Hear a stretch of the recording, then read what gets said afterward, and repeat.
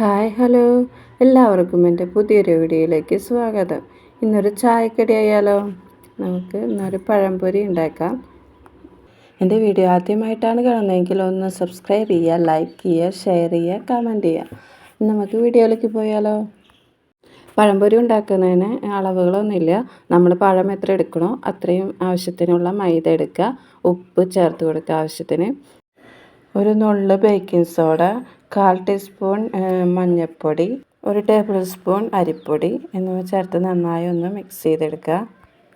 അതിനുശേഷം കുറേശ്ശെയായി വെള്ളം ചേർത്ത് നന്നായി ഒന്ന് കട്ടയില്ലാതെ മിക്സാക്കി കൊടുക്കുക.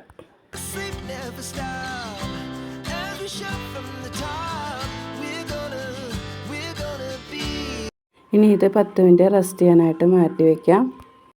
ഇനി നമുക്ക് പഴം കട്ട് ചെയ്തെടുക്കാം. 4 ലെയറായിട്ട് കട്ട് ചെയ്യുക.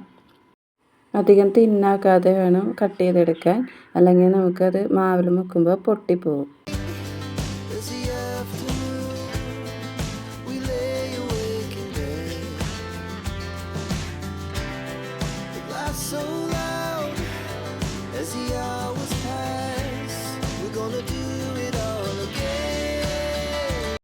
അപ്പോൾ നമ്മളിതുപോലെ കട്ട് ചെയ്തെടുത്തിട്ടുണ്ട്.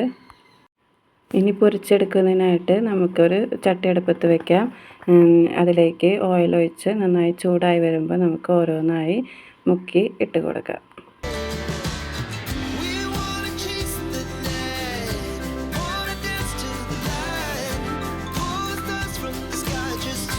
ഒരു ഭാഗം ബ്രൗൺ കളറായി വരുമ്പോൾ അപ്പുറത്തേക്ക് തിരിച്ചിട്ട് കൊടുക്കുക. അങ്ങനെ 2 ഭാഗം നമുക്ക് തിരിച്ചും മറിച്ചും വേവിച്ചെടുക്കാം. ഇത് കോരിയെടുത്ത് മാറ്റി വയ്ക്കാം.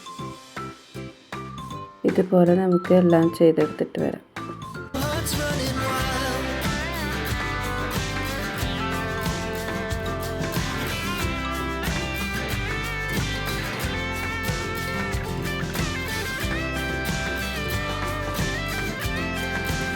അപ്പോൾ നമ്മുടെ പഴംപൊരി ഇവിടെ റെഡി ആയിട്ടുണ്ട്.